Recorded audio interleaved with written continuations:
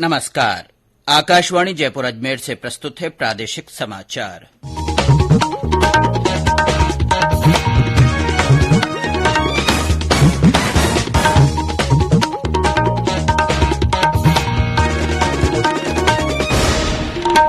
मुख्य समाचार। भारतीय जनता पार्टी के राष्ट्रीय अध्यक्ष जेपी नड्डा आज सवाईमाधोपुर जिले के दौरे पर अनुसूचित जनजाति विशिष्ट जन सम्मेलन को संबोधित करेंगे। मुख्यमंत्री अशोक गहलोत ने कहा है कि दिव्यांगजन को स्वावलंबी बनाने के लिए सरकार कई कल्याणकारी योजनाएं चला रही है। प्रदेश भर में नव संवत्सर और नवरात्र पर मंदिरों और घरों में घट स्थापना सहित कई धार्मिक कार्यक्रमों का आयोजन।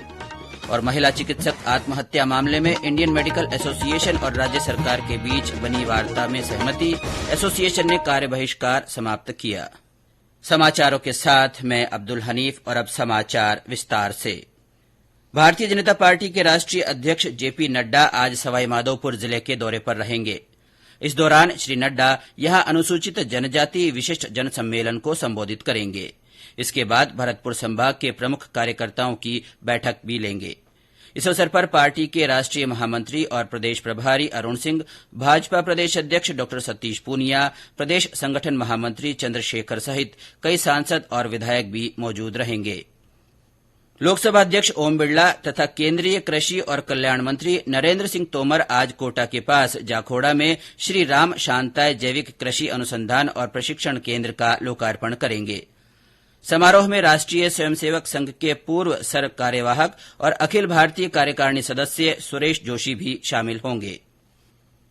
मुख्यमंत्री अशोक गहलोत ने कहा है कि राज्य सरकार की ओर से दिव्यांगजन के कल्याण के लिए चलाई जा रही योजनाओं और कार्यक्रमों की जानकारी प्रत्येक जरूरतमंद तक पहुंचे ताकि वे स्वावलंबी बन सकें। मुख्यमंत्री ने कल जोधपुर में आयोजित 3 दिवसीय दिव्यांग शिविर के समापन समारोह में संबोधन दिया। उन्होंने कार्यक्रम में दिव्यांगजन को चश्मे, व्हीलचेयर सहित सहायक उपकरण वितरित किए। इस अवसर पर उन्होंने जन कल्याणकारी योजनाओं पर केंद्रित प्रदर्शनी का अवलोकन भी किया।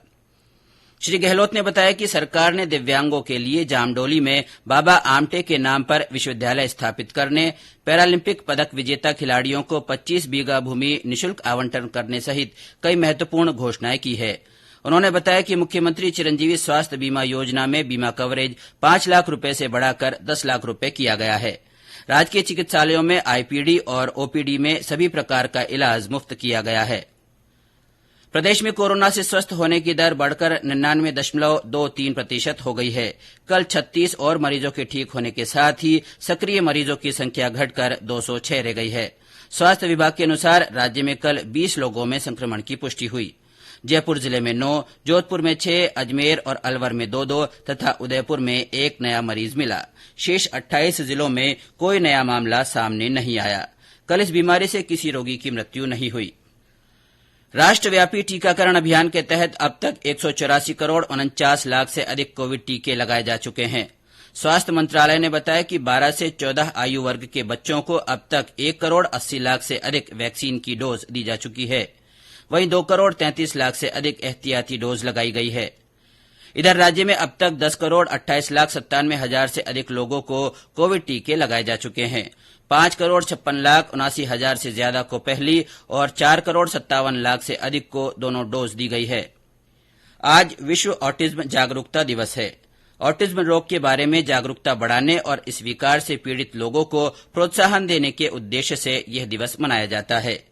पीड़ितों के साथ वैश्विक स्तर पर शैक्षिक और सामाजिक असमानता को ध्यान में रखते हुए इस वर्ष का विषय है सभी के लिए समावेशी गुणवत्तापूर्ण शिक्षा। ये समाचार आकाशवाणी जयपुर अजमेर से प्रसारित किए जा रहे हैं। इन समाचारों को आप हमारी वेबसाइट newsonair.gov.in पर राजस्थानी में भी पढ़ सकते हैं। समाचारों के ऑडियो बुलेटिन भी वेबसाइट पर उपलब्ध हैं। वेबसाइट पर सोशल मीडिया अकाउंट्स के माध्यम से ताजा जानकारी प्राप्त की जा सकती है। समाचार अभी और भी हैं, उससे पहले ये संदेश।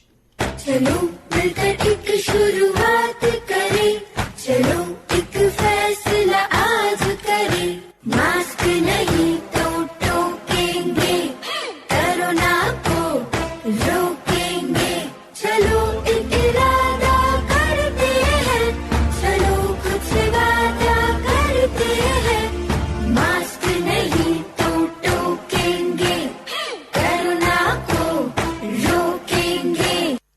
समाचारों में आपका एक बार फिर से स्वागत है। नव संवत्सर की आज से शुरुआत हो रही है। विक्रम संवत कैलेंडर का यह 2079वां वर्ष होगा। इस अवसर पर घरों और मंदिरों में कई धार्मिक आयोजन किए जा रहे हैं। इसके साथ ही आज से चैत्र नवरात्र भी शुरू हुए। पहले दिन मंदिर और घरों में घट स्थापना के साथ अगले 9 दिन तक मां दुर्गा और भगवान राम की आराधना की जाएगी। जयपुर के आमेर स्थित शिला माता मंदिर में सुबह घट स्थापना की गई। इस मौके पर यहां मेले का भी आयोजन किया जा रहा है। नवरात्र के दौरान 11 अप्रैल तक आमेर महल में हाथी सवारी बंद रहेगी। नवरात्र के मौके पर करौली जिले की प्रसिद्ध शक्तिपीठ कैला देवी में मेला भर रहा है। इसके लिए रेलवे ने आज आगरा से गंगापुर सिटी के बीच कैला देवी मेला स्पेशल ट्रेन का संचालन किया है। यह ट्रेन आगरा और गंगापुर सिटी के बीच 22 स्टेशनों पर रुकेगी। प्रसिद्ध शक्तिपीठ कैला देवी में चैत्र नवरात्र का मेला परवान पर है। राजस्थान के अलावा कई अन्य प्रांतों से लाखों श्रद्धालुओं की आवक बनी हुई है। कैला मैया के जयकारे और लांगुरिया गीतों की धुनों पर थिरकते महिला पुरुष श्रद्धालुओं की शोभा देखते ही बनती है। जिला प्रशासन द्वारा श्रद्धालुओं की सुरक्षा हेतु खास बंदोबस्त किए गए हैं। 17 अप्रैल तक चलने वाले इस मेले में 50 लाख से अधिक श्रद्धालुओं के भाग लेने की संभावना है। बांकी बिहारी शर्मा, आकाशवाणी समाचार, करौली। इधर सीकर जिला का प्रसिद्ध जीर्ण माता का लक्खी मेला आज से घट स्थापना के साथ शुरू हुआ। हमारे संवाददाता ने बताया कि पिछले 2 साल से कोविड के कारण इस मेले का आयोजन नहीं किया जा रहा था। शेखावाटी जनपद का लक्खी मेला आज से धूमधाम, उत्साह और श्रद्धा के साथ पूरे नवरात्रा भरेगा। मेले में राजस्थान के अलावा अन्य प्रांतों से भी लाखों की संख्या में भक्त माता रानी के मत्था टेकने आते हैं। मंदिर परिसर के बाहर दुकानें सज धज कर तैयार है। इस बार जीर्ण भवानी के दर्शन भक्त ऑनलाइन भी कर सकेंगे। जिला प्रशासन ने भी मेले को सुचारू व सुव्यवस्थित रूप से भराने के लिए माकूल व्यवस्था की है। राजस्थान पथ परिवहन निगम भी कई मार्गों पर अतिरिक्त बसों का संचालन करेगा। बाल मुकुंद जोशी, आकाशवाणी समाचार, सीकर। सवाईमाधोपुर जिले के चौथ का बरवाड़ा स्थित चौथ माता मंदिर सहित विभिन्न प्रसिद्ध और प्राचीन मंदिरों में भी घट स्थापना की जा रही है। मंदिरों में आने वाले श्रद्धालुओं की सुरक्षा व्यवस्था के कड़े इंतजाम किए गए हैं। वहीं बीकानेर में आज दोपहर बाद MM मैदान से जूनागढ़ तक धार्मिक यात्रा निकाली जाएगी। चैत्र नवरात्र के अवसर पर राज्यपाल कलराज मिश्र, विधानसभा अध्यक्ष डॉ CP जोशी और मुख्यमंत्री अशोक गहलोत ने प्रदेशवासियों को शुभकामनाएं दी हैं। आज चेटीचंड का पर्व भी प्रदेश भर में पारंपरिक श्रद्धा भाव और उल्लास के साथ मनाया जा रहा है। राजधानी जयपुर में इस अवसर पर शोभा यात्रा निकाली जाएगी। सवाईमाधोपुर जिले में भी सिंधी समाज की ओर से अनेक धार्मिक और सांस्कृतिक कार्यक्रमों के आयोजन किए जा रहे हैं।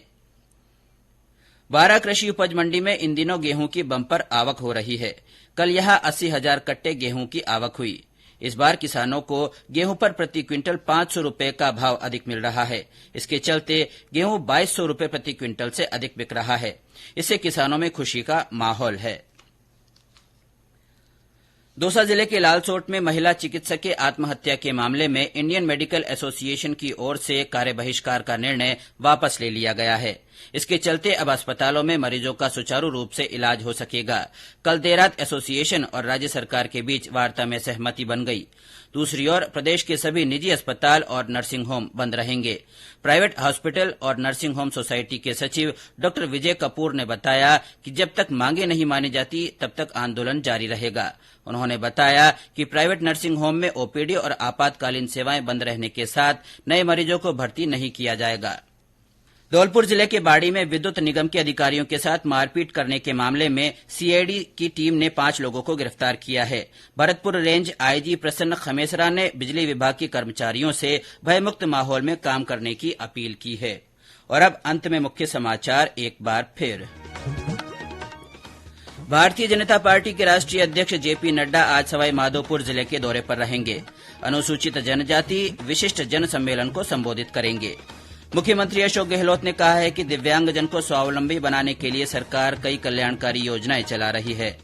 प्रदेश भर में नव संवत्सर और नवरात्र पर मंदिरों और घरों में घट स्थापना सहित कई धार्मिक कार्यक्रमों का आयोजन किया जा रहा है।